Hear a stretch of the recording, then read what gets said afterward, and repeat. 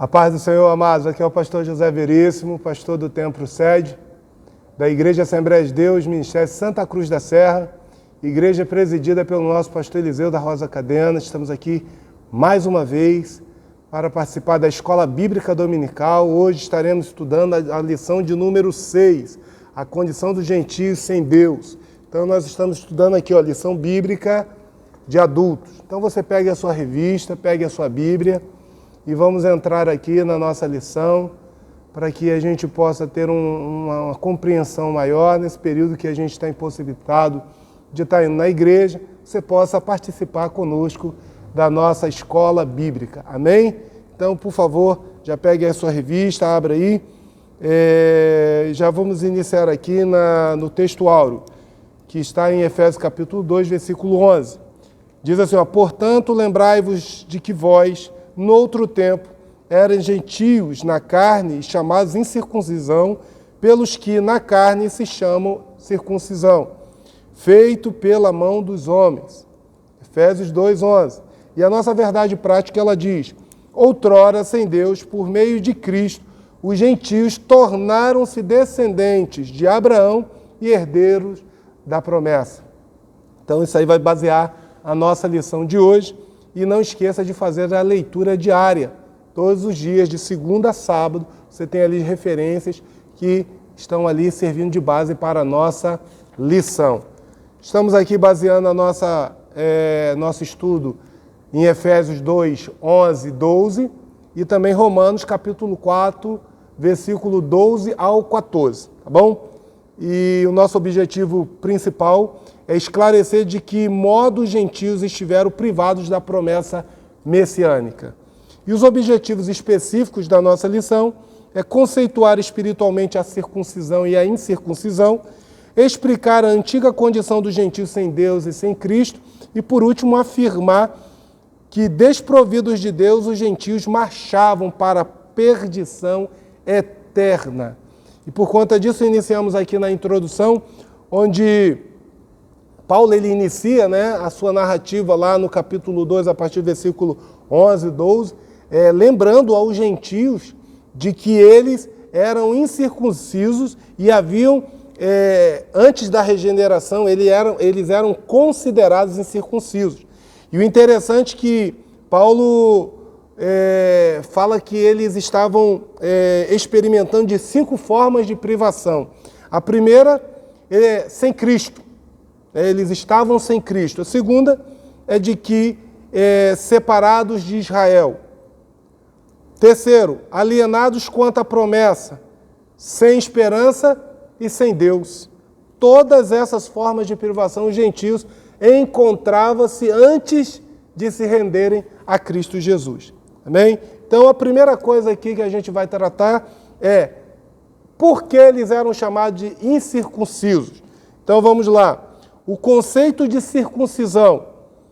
Circuncisão é a remoção cirúrgica do prepúcio do órgão sexual masculino.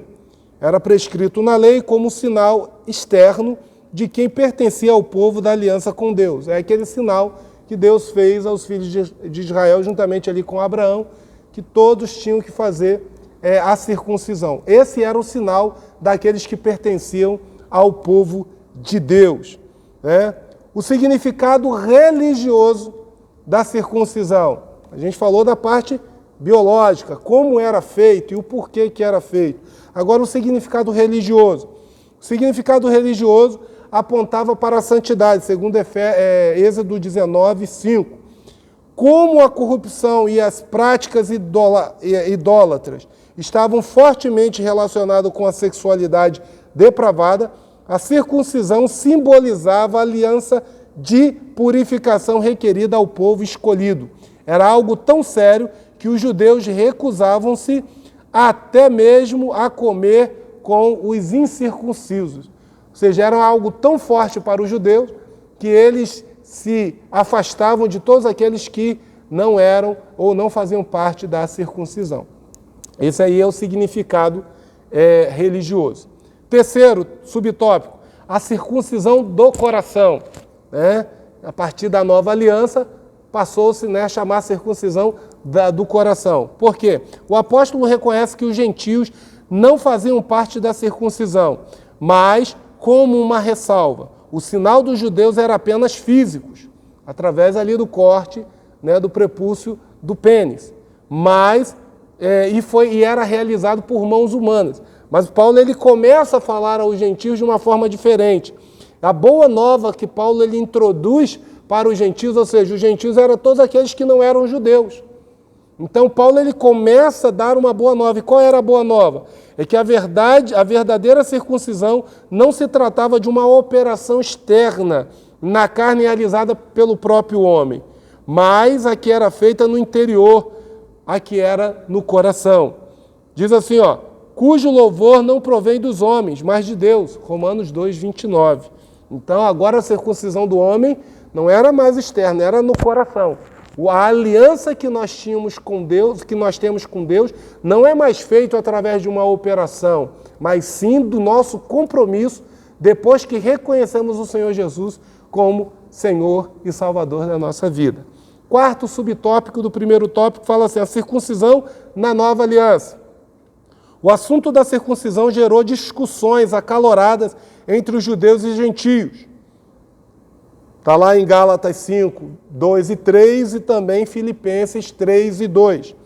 Em Antioquia, a questão ganhou muita dimensão, provocou intensos debates e culminou na convocação do primeiro concílio da igreja em Jerusalém, que foi Atos 15, em que a igreja de Jerusalém estava querendo obrigar, né, a todos aqueles que estavam aceitando o Senhor Jesus externa, ou seja, sendo gentios aceitando o Senhor Jesus, eles queriam obrigar que os gentios participassem dos costumes judaicos. Então Paulo veio para Jerusalém para fazer essa discussão. Se você puder na sua casa, leia, né, sobre os assuntos que foram tratados por eles e como o Espírito Santo, como diz aqui no texto, ele agiu lá no versículo 28 e 29 de Atos 15.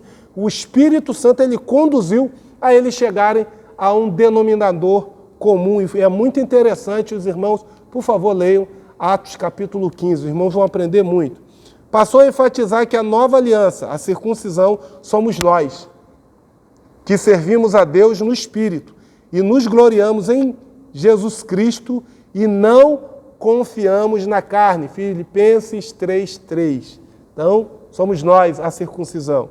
Segundo tópico, estranhos ao concerto da promessa. Primeira coisa, amados, que nós entendemos nisso é uma vida sem Cristo. Ao descrever a história passada dos gentios, porque Paulo ele fala assim, em outros tempos erais, ou seja, em outro tempo vocês praticavam isso. Então ele começa dizendo assim, o apóstolo traz à memória que naquele tempo, isto é, antes da regeneração, ou seja, antes deles terem o Senhor Jesus, ou aceitarem o Senhor Jesus, né, como Senhor e Salvador, eles viviam imersos no paganismo e, portanto, sem Cristo. Isso indica que a religiosidade dos gentios era incapaz de inseri-los na promessa messiânica da salvação. Então, a religiosidade, ela não leva ninguém a Cristo. O que leva você a Cristo é a sua fé, né, que você tem no Senhor Jesus, segundo as Escrituras. Crer no Senhor Jesus e será salvo você e a sua casa. O segundo tópico fala assim, separados da comunidade de Cristo, separados da comunidade de Israel. No versículo 12 ainda de Efésios 2, diz assim, ele salienta a desvantagem dos gentios não pertencerem à comunidade de Israel. Aí ele diz assim, eles estavam excluídos não só dos símbolos externos, que era propriamente a circuncisão, mas também não faziam parte do povo escolhido. E, consequentemente, não podiam usufruir dos privilégios da aliança de Abraão. A constatação cruel era de que Deus não havia se revelado aos gentios, pois a chamada divina fora feita somente a Abraão e a sua descendência. Nessa perspectiva, a lei e as promessas pertenciam somente aos judeus. Desse modo, os gentios estavam fora do alcance das bênçãos prometidas a Abraão, a Isaque e a Jacó.